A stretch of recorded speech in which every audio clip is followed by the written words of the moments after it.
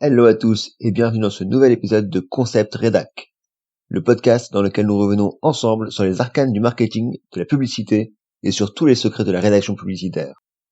On y parle de ce que l'on appelle couramment le copywriting ou plus rarement en français, le métier de concepteur-rédacteur. Au fil des épisodes, vous apprendrez ainsi comment construire et rédiger un argumentaire convaincant et passer à l'action pour donner un coup de boost à tous vos projets. D'ici là, je vous souhaite un excellent épisode en espérant qu'il vous intéressera. Le copywriting est étroitement lié à la notion de storytelling. Il s'agit bien souvent de tenir le lecteur en haleine, afin que celui-ci ait envie, non pas de tourner la page, mais de scroller la page, ou de cliquer pour en savoir plus. Comme évoqué dans les épisodes précédents, l'objectif du copywriter est simple, pousser ses lecteurs à agir dans le sens qu'ils souhaitent.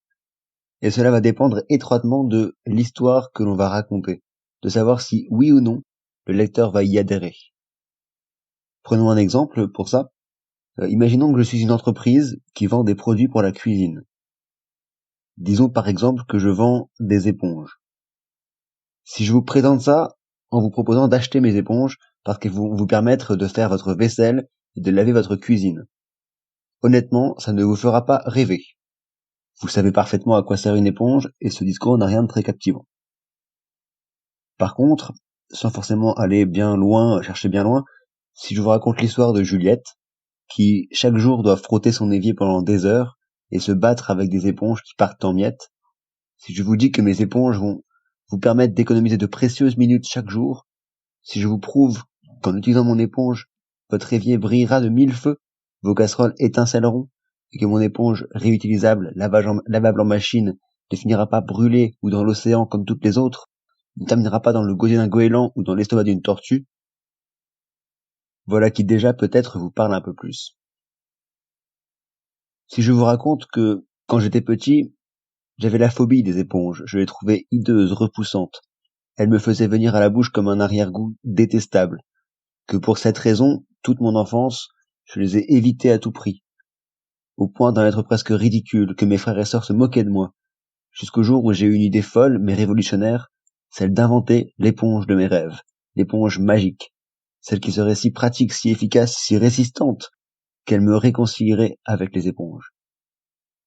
Je pense que vous l'avez compris, les histoires ont un réel pouvoir de conviction, et cela en fait un levier essentiel pour n'importe quel copywriter.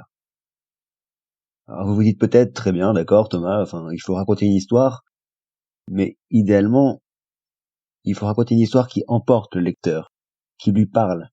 Alors comment je fais? Comment on fait ça? Comment raconter une histoire qui va scotcher le lecteur sur sa chaise ou dans son canapé? Je vous propose 3 conseils pratiques et simples à mettre en application. Le premier, c'est de fixer un cadre, pour que le lecteur puisse commencer à se plonger dans son imagination. Il suffit pour ça de répondre à des questions très classiques, un peu à la manière d'un journaliste. Quand cela se passe-t-il? Où? Qui? Quoi? Et pourquoi? Par exemple, si je vous dis que tout a commencé à Londres en 1931, déjà votre cerveau a envie d'en savoir plus, de savoir ce qui a commencé à Londres en 1931. Une deuxième astuce qui vient juste derrière, c'est que pour stimuler votre imagination, il est bon de s'appuyer sur les 5 sens du lecteur. Tout le monde connaît ou a déjà entendu parler de la Madeleine de Proust. Si cet épisode est resté célèbre et connu de beaucoup de gens qui n'ont jamais ouvert un livre de Proust, c'est précisément parce qu'il fait appel au sens du lecteur, au goût. Mais aussi, et c'est le 3e point, à ses émotions. C'est-à-dire que ce 3e conseil pratique, c'est que une bonne histoire suscite les émotions du lecteur.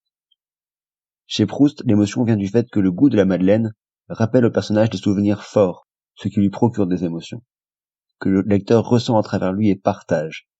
Dramatisez votre propos, mettez-y des détails, laissez transparaître votre propre émotion, l'empathie de vos lecteurs fera le reste.